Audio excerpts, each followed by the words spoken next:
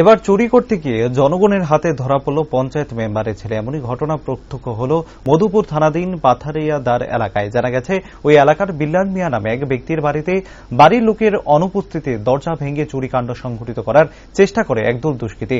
পরে স্থানীয় জনগণ বিষয়টি টের পেয়ে এগিয়ে আসতে জঙ্গলে পালিয়ে যায় ওই দুষ্কৃতী বাহিনী। কিন্তু পরবর্তী সময় ওই দুষ্কৃতীদের মধ্যে বাকি সবাই পালিয়ে গেলেও সরজিৎ চৌধুরী নামে এক যুবককে আটক করে এলাকাবাসী। স্থানীয়দের অভিমত, ওই চুরিকাণ্ডের সাথে যুক্ত ছিল এই যুবক।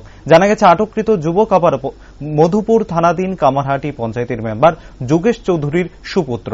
অন্যদিকে খবর পেয়ে ঘটনাস্থলে ছুটে আসে মধুপুর থানার পুলিশ এবং অভিযুক্ত সরজিৎ চৌধুরীর নামে যুবককে আটক করে থানায় নিয়ে যায়। এ ব্যাপারে সংবাদ মাধ্যমের মুখোমুখি হয়ে পুলিশ জানিয়েছে, আটক করার সময় যুবকটি মদমত্ত অবস্থায় ছিল। তবে চুরিকাণ্ডের সাথে সে যুক্ত রয়েছে কিনা সেই বিষয়টি তদন্তের মাধ্যমে জানা যাবে। অন্যদিকে স্থানীয়দের অভিযোগ, উক্ত আটককৃত যুবক নেশা, জুয়া, চুরি সহ একাধিক অপকর্মের সাথে দীর্ঘদিন ধরে জড়িত ছিল, যার ফলে তার বিরুদ্ধে কঠোর পদক্ষেপ নেওয়ার দাবি জনতার।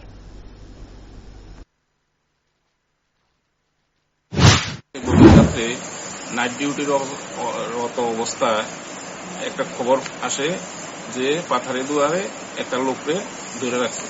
তখন সঙ্গে সঙ্গে আমি গাড়ি নিয়ে ওই জায়গায় যাই একটা লোক পাইছি, তার নাম হলো সরজিৎ চৌধুরী, বাবার নাম শ্রী যোগেশ চৌধুরী, কামারহাটি পণ্ডিতপাড়া পিএস মধুপুর।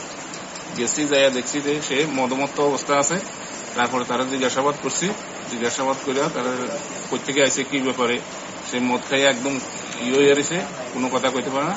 তারপরে জনসাধারণের সঙ্গে কথা কইছি, জনসাধারণ সাসপেক্ট করতেছে যে এখানে একটা চুরি হয়েছে, এই কাজে কোনো জড়িত আছে কিনা সে। এই জন্য সঙ্গে সঙ্গে তারা আমি ডিটেন করে থানাতে নিয়ে আসি। আইন মদমত্ত অবস্থায় তাকে মেডিকেল করানো হয়েছে। মেডিকেল করে বর্তমানে আমাদের হেফাজতে পিএস কাস্টডি। এলাকাবাসীদের অভিযোগ যে এই যুবক অনেকদিন ধরে চুরির সাথে জড়িত এবং আইপিএল জুয়ার সাথেও সে জড়িত।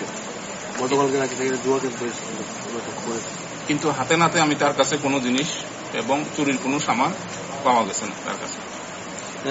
এর বাবা পঞ্চায়েত সদস্য এমন পরে তার কাছে জিজ্ঞাসাবাদ করে জানতে পারি তার বাবা নাকি ওই কামারহাটি এলাকার একজন মেম্বার।